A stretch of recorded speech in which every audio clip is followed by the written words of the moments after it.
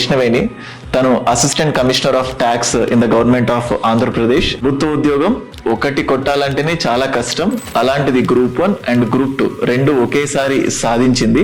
మనకైనా group 2 కైనా UPSC కైనా consistency అనేది చాలా ఇంపార్టెంట్ సార్. మా నాన్న కూడా రైతే సార్. తర్వాత ఇంతమందికి సేవ చేయొచ్చు అన్న థాట్ నాకు 6th క్లాస్ లో నేను కలెక్టర్ ఆఫీస్కి వెళ్ళినప్పుడు అనిపించింది సార్. నేను కూడా కలెక్టర్ అవ్వాలి. ఎస్ఎన్టీ జాగ్రఫీ ఇక్కడే తీసుకున్నాను. Okay, hello all. సో ప్రతిసారి రోహిత్స్ అకాడమీలో స్టూడెంట్స్కి అవసరమయ్యే మోటివేషన్స్ కానీ ఇవన్నీ చెప్తూ ఆస్పిరెంట్స్కి ఇన్పుట్స్ ఇచ్చేవాడిని. అండ్ ఇవాళ మన ఆస్పిరెంట్స్ టు ఆఫీసర్స్ వంత అయింది. అండ్ మన ముందు ఉంటుంది ఇప్పుడు కృష్ణవేణి.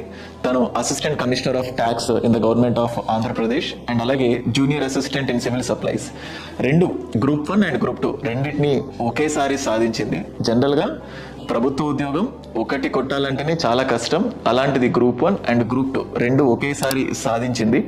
సో కృష్ణవేణికి సంబంధించిన జర్నీ, తన ప్రయాణం మొత్తం ఎలా సాగింది, సో తన ప్రిపరేషన్ ఎలా సాగింది, ఎటువంటి స్ట్రాటజీని తను ఫాలో అయ్యింది, అండ్ దాంతోపాటు తను ఎదుర్కొన్న హర్డల్స్ కానీ అండ్ రోహిత్స్ అకాడమీ నుంచి తను ఎటువంటి ఇన్పుట్ని పొందగలిగింది, వీటన్నిటి గురించి చాలా చాలా డీటెయిల్డ్ అండ్ క్రిస్ప్ ఇంటర్వ్యూ చూడబోతున్నాం. అండ్ ఖచ్చితంగా చెప్తున్నాను, మీ అందరికీ ఇది ఒక థాట్ ప్రొవోకింగ్ పాడ్కాస్ట్ కానీ ఇంటర్వ్యూ కానీ అనుకోవచ్చు. ఎంతో మంది నిద్రపోతే నిద్ర లేపుతుంది ఇది ఇంటర్వ్యూ. ఖచ్చితంగా మీ అందరికి ఒక బెస్ట్ మోటివేషనల్ వీడియో లాగా ఉండబోతుంది. So let's welcome Krishnaveni. Hello Krishnaveni. Hello sir, thank you sir for welcoming. So ఎలా ఉన్నావు? బాగున్నాను sir. How are you sir? I'm doing good, thank you. So ఎలా అనిపిస్తుంది ఇప్పుడు రెండు ప్రభుత్వ ఉద్యోగాలు? చాలా సంతోషంగా ఉంది సార్. ఓకే, సో ఇంట్లో అండ్ ఎలా అనిపిస్తుంది? ఎలా పండగ వాతావరణం ఉన్నట్టుంది ఒక 1 వీక్ నుంచి టోటల్ గా? ఎస్ సార్, చాలా అంటే ఇంట్లో చాలా గర్వంగా ఫీల్ అవుతున్నారు సార్. ఒక ఆడబిడ్డ, అది చాలా రూరల్ ఫ్యామిలీ నుంచి వచ్చి, పేదరికం నుంచి వచ్చి ఇలా సాధించడం అనేది వాళ్ళకి చాలా గర్వంగా ఫీల్ అవుతున్నారు సార్ మా family. Very glad. So Krishnaveni, బేసికల్ గా మన మెయిన్ థింగ్ ఏంటంటే, నువ్వు జనరల్ గా ఇంటర్వ్యూస్ ఉన్నప్పుడు కొంచెం ఎక్కువ చేసి చెప్తారు అని అంటుంటారు కదా.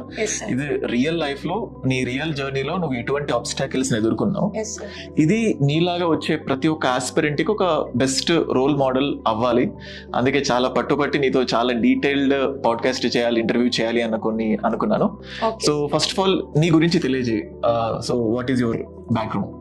సార్ నా పేరు ఎం కృష్ణవేణి. మాది చిత్తూరు జిల్లా సార్. చిత్తూరు జిల్లాలోని ఎస్ఆర్పురం మండలం వద్ద వడ్డికంటి గ్రామం సార్. మాది చాలా రూరల్ సార్. అంటే మా ఊరి పేరు కూడా ఎవరికి తెలియదు. ఈ రోజుతో అంటే మా ఊరికి ఇలా ఒక ఆఫీసర్ కూడా ఉన్నారని నా వల్ల తెలిసింది సార్. నాకు అందుకు చాలా గర్వకారణంగా ఉంది. మా ఊరి పేరు ఇప్పుడు నలుమూలలా మార్మోగిస్తుంది సార్, వినిపిస్తుంది. చాలా హ్యాపీగా అనిపిస్తుంది సార్ నాకు. ఓకే, సో ఎస్ఆర్పురమా? నాకు ఎస్ఆర్ నగర్ తెలుసు కానీ ఎస్ఆర్పురం తెలియదు. సో ఎస్ఆర్పురం, ఇంకా దీనివల్ల ఇంకా ఎక్కువ మందికి రీచ్ అవుతుంది. నీ ఎడ్యుకేషన్ బ్యాక్గ్రౌండ్ అదంతా ఎలా సాగింది కృష్ణవేణి? సార్ నేను 1 to 5th government school of MPPS వడ్డికండిలో చదివాను sir. 6th to 10th ZP high school SR Puram government స్కూల్లోనే చదివాను సార్. 10th లో IIIT కి సెలెక్ట్ అయ్యాను సార్. 10th తర్వాత 6 years ఇంటిగ్రేటెడ్ కోర్సు IIIT ఈడిపులపైలో చదివాను సార్. ఓకే, అక్కడ సివిల్ ఇంజనీరింగ్ కంప్లీట్ చేసుకున్నాను సార్. ఆ తర్వాత యూపీఎస్సీ జర్నీ స్టార్ట్ చేశాను సార్. సో బేసికల్ గా గవర్నమెంట్ స్కూల్ అంటుంటేనే అదొక ఎమోషన్. అంటే జనరల్ గా సొసైటీలో ఏమనిపిస్తుంది అంటే, గవర్నమెంట్ స్కూల్లో చదివి పాస్ అవుతేనే చాలా గ్రేట్ అంటూ ఉంటాం. నువ్వు 10th క్లాస్ వరకు కంప్లీట్ గా గవర్నమెంట్ స్కూల్ చదివి, ఐ థింక్ నువ్వు టాపర్ అనుకుంటా. IIIT వచ్చిందంటే 10th క్లాస్ లో ఎన్ని మార్క్స్ వచ్చాయి? 9.3 GPA వచ్చింది. మండల్లో టాప్ అయ్యి ఉంటది కదా.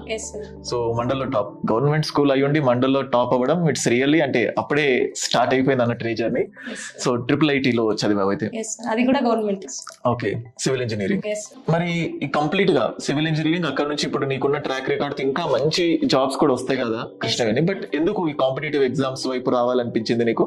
సార్ అది నా చిన్నప్పటి నుంచి డ్రీమ్ సార్. 6th క్లాస్ నుంచి నాకు IAS కావాలనేది నా లక్ష్యం సార్. అందువల్ల నేను యూపీఎస్సీ వైపు అడుగులు వేసాను సార్. ఓకే, యాక్చువల్ గా ఈ రెండింటికి సింక్ ఏంటంటే, ఇప్పుడు గ్రూప్ 2 మన దాంట్లో ఆల్మోస్ట్ 30+ ర్యాంక్స్ వచ్చాయి. ఈ గ్రూప్ 2 వచ్చిన వాళ్ళంతా ఇమీడియట్ గా గ్రూప్ 1. నేను ఎప్పుడైతే కంగ్రాచులేషన్స్ చెప్పానో, సరే ఇంకా అయిపోలేదు, మీ గ్రూప్ 1 ఇంకా నాకు సపోర్ట్ కావాలి, గ్రూప్ 1 ట్రావెల్ చేస్తాను. ఇప్పుడు నువ్వు గ్రూప్ 1 కొట్టావు, మళ్ళీ ఇంకా అయిపోలేదు, ఇంకా సివిల్స్ డైరెక్ట్ గా IAS టార్గెట్ చేస్తున్నావు. Really happy to know this. So నీ లాంగ్ టర్మ్ అయితే సివిల్ సర్వీసెస్ ప్రిపరేషన్. మరి ప్రిపేర్ అవుతావా ఇంకా నెక్స్ట్ ఇక్కడతో అయిపోతావా? ఖచ్చితంగా అవుతాను సార్. ఓకే, IAS కృష్ణవేణి అనేది నా dream sir. IAS Krishnaveni. Okay fine. ఈ కాంపిటేటివ్ ఎగ్జామ్స్, ఈ జర్నీ ఎలా సాగింది కృష్ణవేణి మొత్తం? ఈ కాంపిటేటివ్ అసలు ఇందులోకి రావాలని ఎప్పుడు అనిపించింది? నువ్వు ఈ గ్రూప్ 1 గ్రూప్ 2 సాధించడానికి నువ్వు ఫాలో అయిన స్టెప్స్ ఏంటి? సార్ నాకు 6th క్లాస్ నుంచి డ్రీమ్ సార్ ఐఏఎస్ కావాలనేది. దానికి ఒక రీజన్ ఉంది సార్. 6th క్లాస్ లో నాకు ఇలా కరెంట్ షాక్ తగిలినప్పుడు నా హెల్పింగ్ కోసం నేను చాలా గవర్నమెంట్ ఆఫీస్ చుట్టూ తిరిగాను సార్. అంటే వాళ్ళలో ఆ నిర్లక్ష్యం కానీ రేపు రా ఎల్లుండికి రా చేద్దాం చూద్దాం అన్న వాళ్ళ అది నాకు ఎలా అనిపించిందంటే నేను ఇలా ఉన్నా కూడా వీళ్ళకి కొంచెం కూడా మన మనసు అనేది లేదు అన్న ఆలోచన నాకు అనిపించింది సార్ కొన్ని విషయాల దగ్గర. అప్పుడు నేను ఏమనుకున్నానంటే ఓకే మనం ఒక గవర్నమెంట్ ఆఫీసర్ అవుతే ఇంతమందికి సేవ చేయొచ్చు అన్న థాట్ నాకు 6th క్లాస్ లో నేను కలెక్టర్ ఆఫీస్కి వెళ్ళినప్పుడు అనిపించింది సార్. నేను కూడా కలెక్టర్ అవ్వాలి, నేను కూడా ప్రజాసేవ చేయాలి. అంటే డైరెక్ట్ గా నేను ఆ ఫీల్ అనేది నాకు తెలుస్తారు. ప్రజల నుంచి వాళ్ళు ఎలా ఫీల్ అవుతారు, ఎంత బాధపడతారు, ఒక విషయాన్ని తీసుకోవడానికి కానీ గవర్నమెంట్ ఆఫీస్ నుంచి ఎలా వాళ్ళు స్ట్రగుల్ అవుతారని నేను డైరెక్ట్ గా చూశాను సార్. నా కళ్ళతో చూశాను. ఆ రోజు డిసైడ్ అయ్యాను సార్, నేను ఎలాగైనా ఫ్యూచర్ లో ఖచ్చితంగా జాబ్ కొట్టాలి, అదే నేను కలెక్టర్ అవ్వాలని చాలా స్ట్రాంగ్ గా డిసైడ్ అయ్యాను సార్. ఆ తర్వాత 2021లో నాది గ్రాడ్యుయేషన్ కంప్లీట్ అయింది సార్. 2022లో నేను హైదరాబాద్కి వచ్చాను సార్. వెంటనే నోటిఫికేషన్లు వచ్చాయి సార్. 2022లో మెయిన్స్ నాకు సెలెక్ట్ కాలేదు సార్. నేను గ్రూప్ 1 మెయిన్స్ లో పోయింది నాది, ప్రిలిమ్స్ అయిపోయిన తర్వాత. ఆ తర్వాత నా అదృష్టం కొద్దీ మళ్ళీ వెంటనే 2 నోటిఫికేషన్స్ వచ్చాయి సార్, గ్రూప్ 1 గ్రూప్ 2. ఎలాగైనా గ్రూప్ 2 కొట్టాలి, గ్రూప్ 1 కొట్టాలి అనే స్ట్రాంగ్ అనుకున్నాను సార్. నా అదృష్టం బాగుండి నేను పడిన హార్డ్ వర్క్ కి ఈ రోజు రిజల్ట్ వచ్చింది సార్. చాలా సంతోషంగా ఉంది సార్. అంటే group 2 first attempt, group 1 second attempt అన్నట్లుగా అంతేనా? సో టోటల్ గా 3 years జర్నీ. సో యంగ్ అసలు 2021 లో అంటే 3 years లో గ్రూప్ 1 గ్రూప్ 2 కొట్టావంటే you are very young person అన్నట్టయితే. సో బేసికల్ గా కృష్ణవేణి ఇలా అంటుంటారు కదా, ఈ గ్రూప్ 1 గ్రూప్ 2 కొట్టాలంటే సంవత్సరాలు తరబడి కూర్చోవాలి, 5 years 6 years.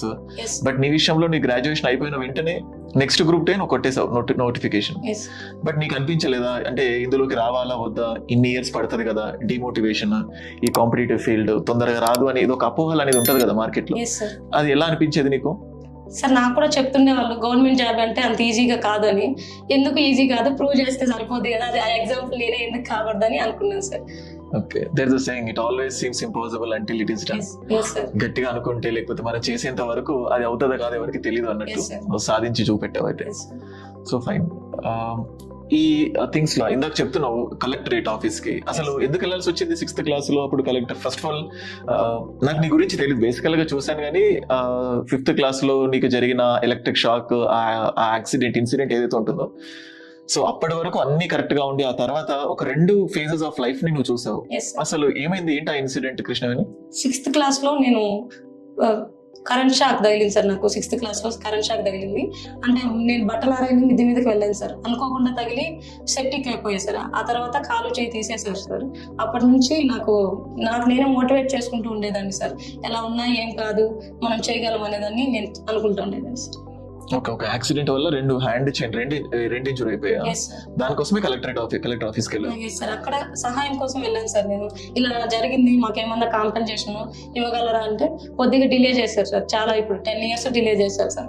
10 years తర్వాత compensation, operation success, patient died అన్నట్టు. సో ఆల్మోస్ట్ 10 years తర్వాత నీకు వచ్చింది, కానీ అది ఏం చేయాలో తెలియదు. అంటే ఆ చిన్న ఏజ్ లో ఆల్మోస్ట్ జనరల్ గా పుట్టినప్పటి నుంచి డిజబిలిటీస్ ఉండే వాళ్ళు ఉంటారు.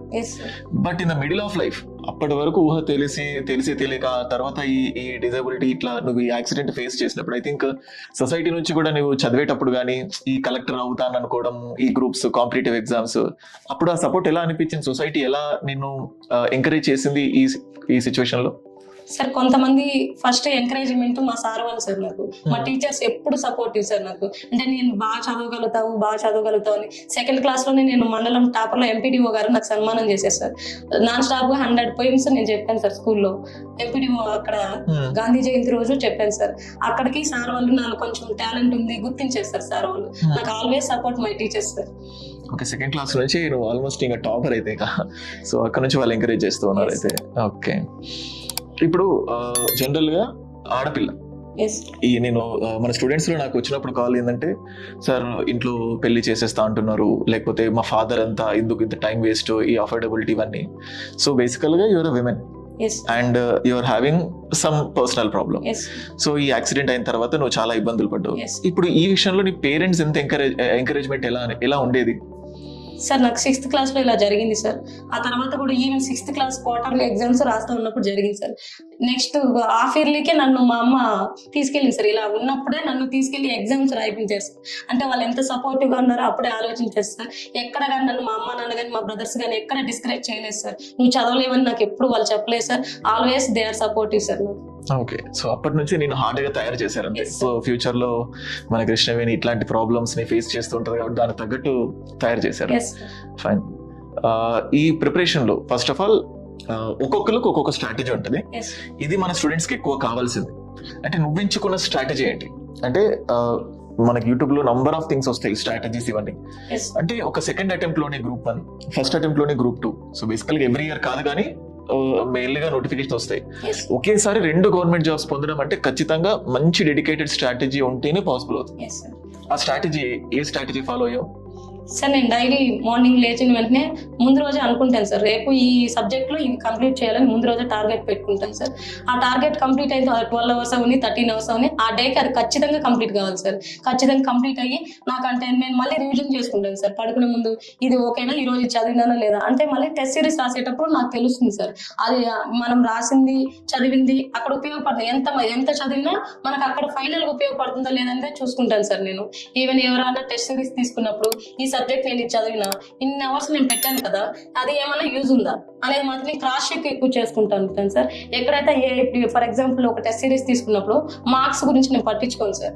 నేను ఎక్కడ ల్యాగ్ ఉన్నానో అది మాత్రమే చూస్తాను సార్. ఆ ల్యాగ్ చూసి అది మళ్ళీ ఆ ఏరియాస్ నేను కవర్ చేసుకుంటాను సార్ బాగా. యా, యాక్చువల్లీ ఇదే ఇంపార్టెంట్ థింగ్. ఎస్ అంటే స్టూడెంట్స్ అందరికీ టెస్ట్ సిరీస్ అంటే ఇంపార్టెంట్ అని తెలుస్తుంది. సరే ఇంపార్టెంట్ అని ఎవరో చెప్పారు కదని చెప్పి అటెంప్ట్ చేస్తారు. ఎస్ ఒక 2-3 మార్కు 2-3 సార్లు రాస్తారు, డిమోటివేట్ అవుతారు. Yes. కానీ నీలాగా first of all marks doesn't matter, నీకు ఎన్ని మార్కులు కానీ ఎస్ కరెక్షన్. ఎస్ సో ఎక్కడ తడబడ్డాము, ఎక్కడెక్కడ నెగిటివ్ చేసాము, దాని నుంచి ఎలా ముందుకు వెళ్ళాలి. So that's what. So compulsory test series benefit అయింది.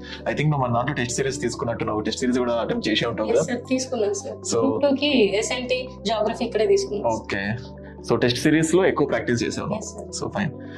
ఇంకా సబ్జెక్ట్ జనరల్ గా ఈ గ్రూప్ 2 గ్రూప్ 1 రెండు వీటిలో ఏ బుక్స్ ను ఫాలో అయ్యావు?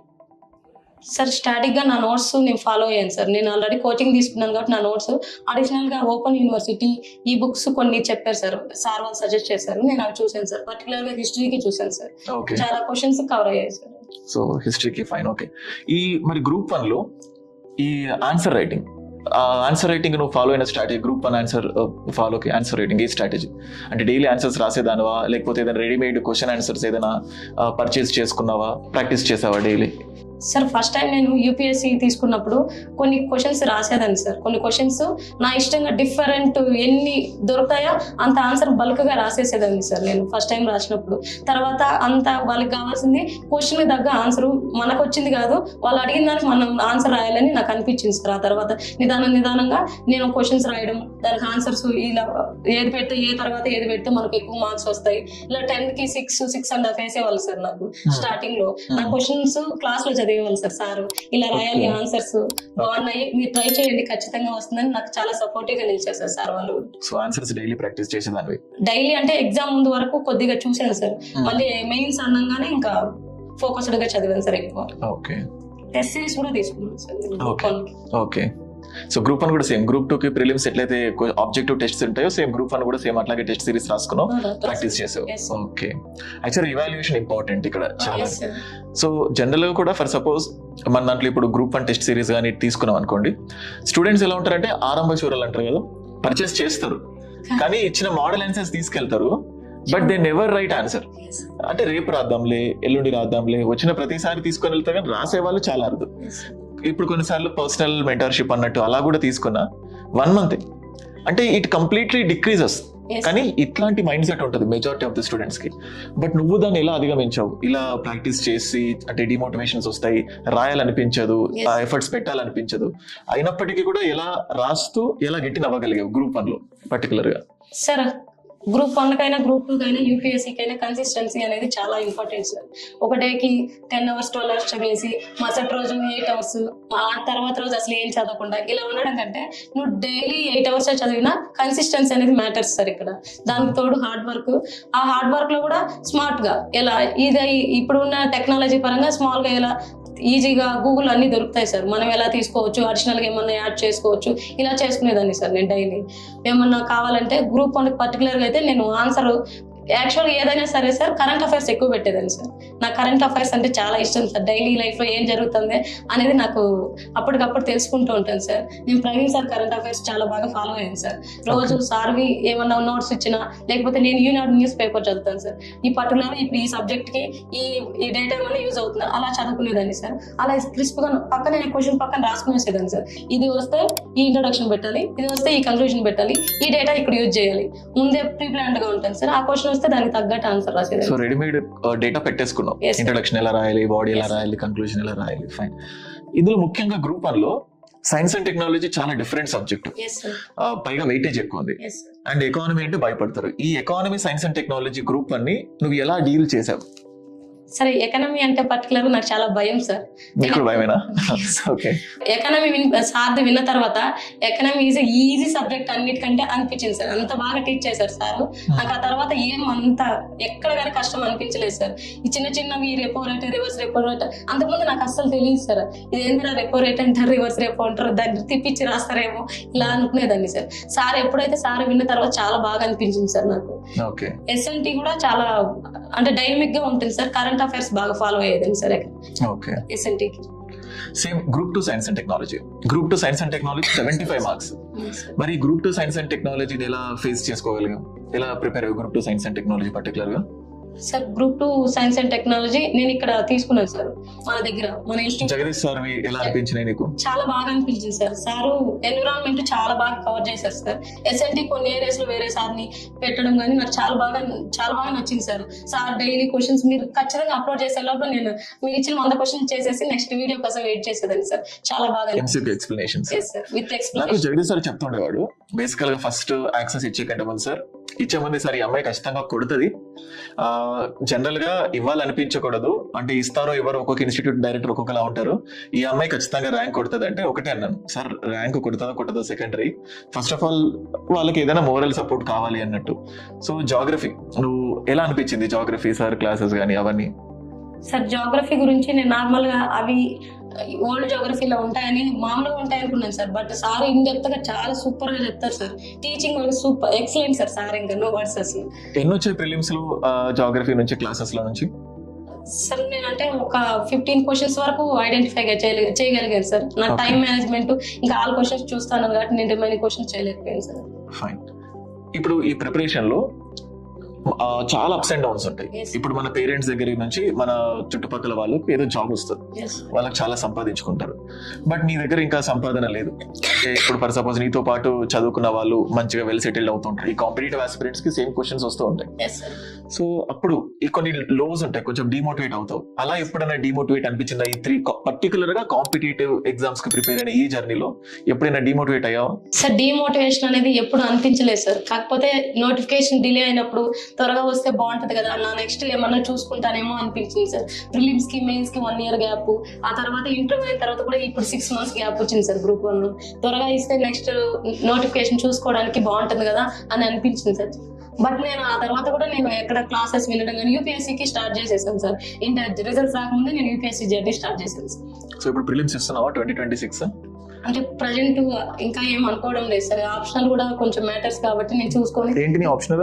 PSI sir. Okay, PSI. Okay, చదువుకున్నావు మరి? అవుతుందా? ఇంకా ఏం లేదు సార్, అందుకే నెక్స్ట్ నోటిఫికేషన్ ఇద్దాం అనుకుంటున్నాను. ఓకే, సో నాది కూడా పిఎస్ఐ కాబట్టి నీకు ఇంకా బాగా గ్రేడ్ చేస్తాను. పొలిటికల్ సైన్స్ లో I got one of the finest marks in the total country. So PSIR లో సో నెక్స్ట్ 2027 లో ర్యాంక్ రావాలి గ్రూప్ 1 ఖచ్చితంగా. సో ఎందుకంటే optional is the deciding factor కదా. అండ్ ఇంకోటి కృష్ణ ఏమని, ఈ ఎగ్జామ్స్ కి ఎగ్జామ్ జరిగేంత వరకు ఉంటుందో ఉండదో తెలియదు. మళ్ళీ పోస్ట్ పోన్ అవ్వాలని కొంతమంది, కోర్టు కేసెస్ అని. ఇన్ఫాక్ట్ ఎగ్జామ్ ముందు రోజు కూడా ఉంటదా ఉండదా నాకు ఎన్ని కాల్స్ వచ్చాయంటే అన్ని కాల్స్, సార్ ఉంటదా అంటే లైక్ యాజ్ ఇఫ్ మేమే గవర్నమెంట్ కి సంబంధించిన వ్యక్తులము, మాకు తెలుస్తుంది ఉంటదా జ్యోతిష్యం చెప్పినట్లుగా. ఇలాంటి మీద కూడా వచ్చి ఉంటుంది. ఇన్ఫాక్ట్ చాలా మంది స్టూడెంట్స్ సార్ ఈ డిస్టర్బెన్స్ లేకుంటే ఇంకొక 10-20 మార్కులు ఎక్కువ వచ్చాయి, చాలా మెంటల్ గా డిస్టర్బ్ అయ్యాం సార్ అన్నారు. అలా నువ్వు కూడా డిస్టర్బ్ అయ్యావా? ఎలా ఫేస్ చేసేదా? సార్ గ్రూప్ 2 మాత్రం నీకు అంటే ఎగ్జామ్ మరుసటి రోజు కూడా ముందు రోజు ఆఫ్టర్నూన్ ఈవినింగ్ వరకు జరగదు అన్నారు సార్.